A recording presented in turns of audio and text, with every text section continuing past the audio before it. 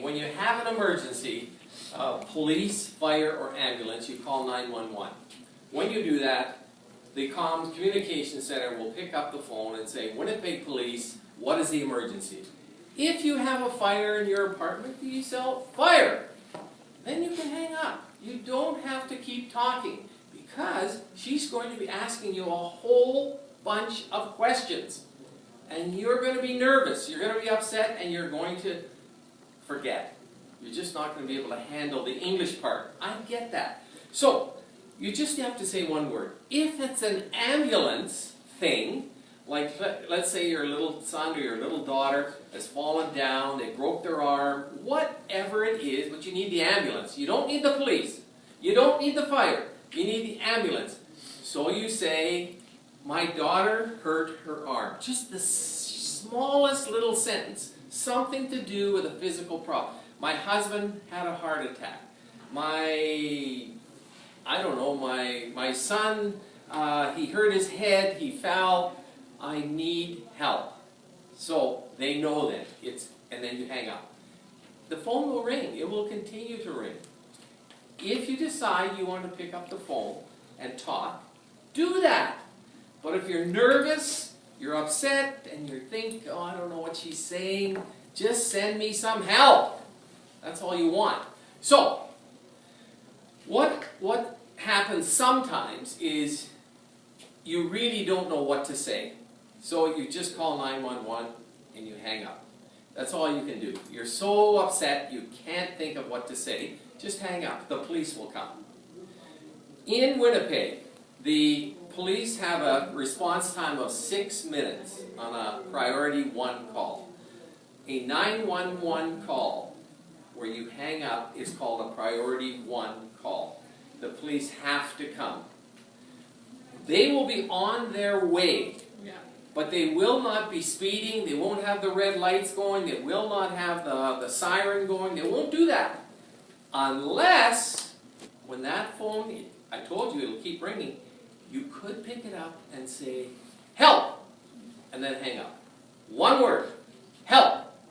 When you do that, the communication center sends a message to the computer in the police car. And it says, the complainant called back and said, help. Well, now, we put on the siren, put on the lights, and they go a lot faster. So, if you want the police to get there faster, remember that one word. Good point. There you go. You got it. So, now here's the thing. If it's a fire and even if you don't tell them it's a fire, if you don't tell them my little boy fell down the stairs, if you don't say those things, just the police are going to come. When they get there, they're going to come up to the door, they're going to knock on the door, and they're going to say, Winnipeg Police. Now, you can look through that little peephole thing if you want, but they're going to be in uniform. They're always in uniform. There's always 2 officers. So you open the door and say, my son has fallen. They will click their mic and say, we need an ambulance. Another 6 minutes, the ambulance will come and or deal with the situation. So that's how it works. But here's the other thing. If you have a fire in your apartment or in your house and there's smoke coming out of it, then get out. Sure, call 911 if you can, but if there's smoke and you don't want to risk breathing in those fumes, because it's not fire that kills people, it's the smoke. When you inhale those toxic fumes, you just fall down. The only way to get past it is to get down on your knees, get down on the floor, and crawl out of the house. Because guess what? Smoke rises, the heat rises, but down there you can breathe. Up here, you can't breathe. You go, and then you'll fall down, and that'll be it. You'll be dead. So, and of course you want to get your kids if you want to get them out of the house. So that's a fire. That's a fire. If it's just a small stove fire, okay. There are things you can do. Yes, you call 911 and say, we have a fire, and hang up. But you can also go, run to your bedroom, grab a blanket, and throw it over top of your stove. Yes, it will burn the blanket, but it will put out the fire. Because the fire needs oxygen, and you'll take that oxygen away when you put the blanket over top. Don't throw water on there, because if it's oil, it's just going to make it bigger. So, that's just the fire. The ambulance part. Let me talk about the ambulance part. If you get injured, say you have a heart attack, you have, I don't know what happened, but you need medical help. Unfortunately, in Winnipeg, it costs money to get the ambulance there. The police are free. The fire department is free. The ambulance is not free. Yes. The new government reduced the cost. It used to be $550 if they took the person in the ambulance and took them to the hospital. In other words, they transported the injured person to the hospital. That's $550. You'll get a bill in the mail. But if they've lowered it now to $350, took a couple of hundred off, I guess. And big deal. The thing is, if someone has a heart attack or a stroke, you want them to go to the hospital. You can't think about the money at that point. But if it's an injury, where someone has cut themselves, you wrap the blanket around it, or they fell down and they broke their arm, you take them in the car and you drive them to the hospital. Save yourself $350. Yeah. But if you don't feel confident and you don't have a car, then you have to call the ambulance.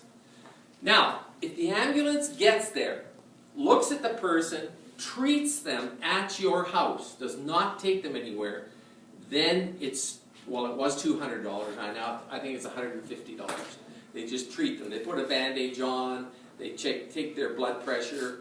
They're okay, they'll be fine. They don't transport them. That's $150. So I wanted you to know that for the ambulance part only. 550 What's that? for ambulance. $550. Now it's $350. Now 350. Yeah. So, all I'm saying is that's just the ambulance part. And then I talked about the fire department. Now the police part is the part that I know the most about, because that's the call that I used to go on a lot. So you get a call, the person picks up the phone and says, someone's breaking into my home. The police are coming. You can hang up, the phone will ring, you can yell help, they'll come faster. But when the police get there, they'll bang on the door. Winnipeg police, you open the door, they will come in and they will say, what is going on? And so if you say to them, well, my daughter was playing with the phone and she accidentally dialed 911, I'm really sorry, sorry for bothering you. And believe it or not, that happens 2 times a month, at least twice a month.